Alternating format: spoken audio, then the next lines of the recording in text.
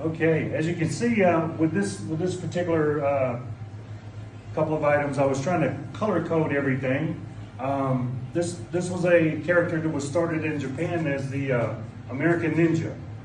And I'll make a really long story short. We were at a show, and my boss, whose name was Yoshikayatsu, saw me in the locker room playing with nunchucks. Wow. And at the time, I was wrestling under my real name, Glen Holbrook.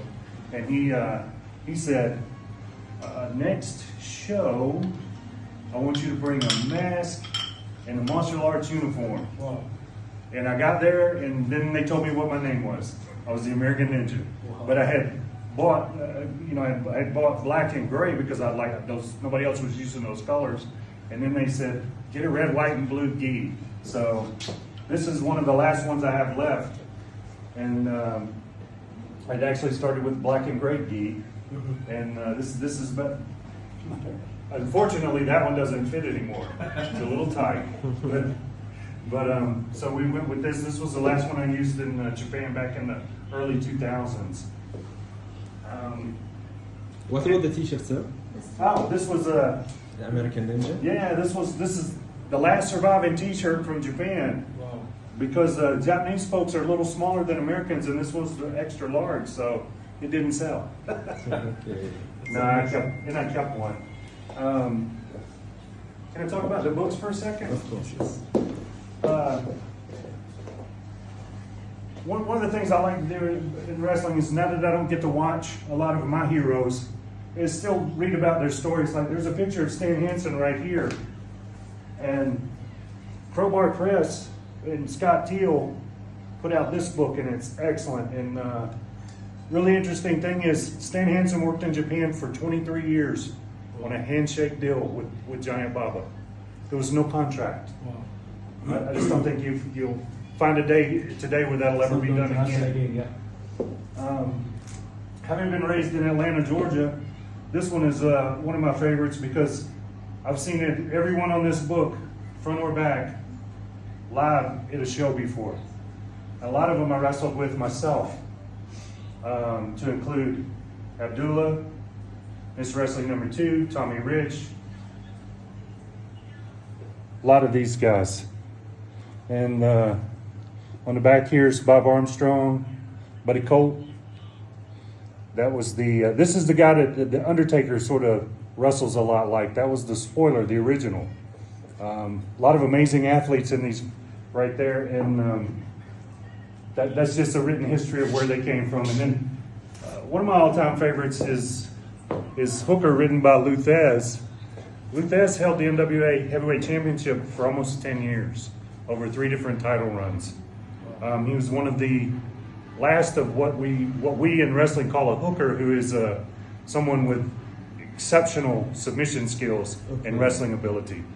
He was a really tough guy, a really great wrestler, and I had the thrill to have him at one of my matches when I worked for Miss Gunkel, Ann Gunkel, at All South Championship Wrestling. And I got to meet Lou, shake hands with him. About a week later, she came up and said, "Hey, Lou watched your match the other night." And I said, "Oh, really?" She said, "You're okay." I said, you look pretty good."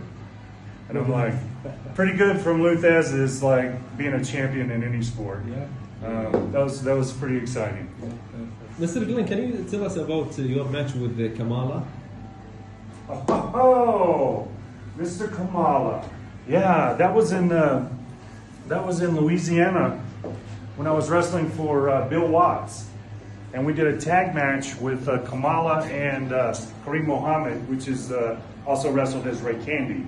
I think you were wearing red. Oh yeah. Yeah. That was my first tour, and I started Monday night in Atlanta, Georgia. No, Sunday Atlanta, Monday Birmingham, Alabama, Wednesday Shreveport, Louisiana, Thursday back in Macon, Georgia.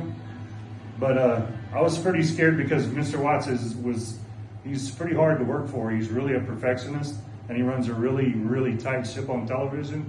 So I'm like, I'm more worried about getting screamed at when I got back than the match itself. And then I looked over and saw Kamala, and I'm like, oh my gosh, this guy really is 6'9" and about 400 pounds. but he was really a nice man. I think this was in the 80s? Oh yeah, about 1984. 84, okay. Yeah. Oh, this is 2024. This is my 40th year in professional wrestling. Wow, that's nice. It's been a lifetime work for me. And the funny thing is, the very first big show I ever went to is in that book, and it was in 1971. 1971. Yeah. Yeah, that's nice. Long time. So happy for having you here in the museum, sir. Oh, this museum is amazing. Not just for wrestling fans. If you like movies, obviously I'm a fan of westerns. Downstairs is everything from The Good, the Bad, and the Ugly, which is considered the best western movie ever made. Yeah. Lee Van Cleef, Eli Walsh, and Clint Eastwood's autographed photos are 1, 2, 3 in a row. I wish my dad was here to see that one.